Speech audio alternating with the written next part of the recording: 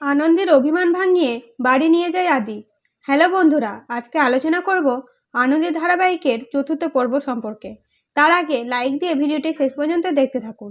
আদির বাবা আদির মা ঠাম্মিকে অপমান করলে আদি তার বাবাকে যোগ্য জবাব দিয়ে চুপ করিয়ে দেয় এবং বাড়ির মেয়েদের বলে, এতদিন পার্টিতে মেয়েরা যায়নি, তাহলে আজ কেন গেল? তখন আদির দিদি বলে, আনন্দি নিয়ে গেছে। এই কথা শুনে আদি রেগে আনন্দীকে বাড়ি থেকে বের হয়ে যেতে বলে। এদিকে আনন্দী নিজের বাড়ি ফেরবার সময় রাস্তায় একজন গুন্ডা এসে উপস্থিত হয়। গুন্ডাটি আনন্দীর বাড়ির পাশেই থাকে, তাই আনন্দী দাদা বলে সম্মান দিয়ে কথা বললেও গুন্ডাটি আনন্দীকে জোর করে নিজের বাইকে তুলতে গেলে আনন্দী টিফিনে করে গুন্ডাটিকে মেরে সেখান থেকে দৌড়ে পালাতে শুরু করে। তখনই হঠাৎ করেই আদির গাড়ির সামনে এসে পড়ে আনন্দী। তখন আদি ব্যাপারটা বুঝতে পেরে গুন্ডাটিকে মেরে সেখান থেকে তাড়িয়ে দেয় এবং নিজে আনন্দীকে বাড়ি পৌঁছে দেয়।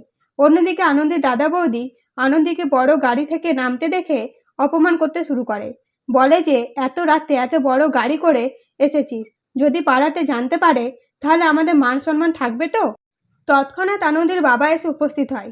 তখন আনন্দী নিজের বাবাকে জানায় পাড়ার রকেটদা পেছন করেছিল, তার হাত থেকে বাঁচাতে ডক্টর আদিদেব লাহিড়ী আমাকে বাড়ি দিতে আসে।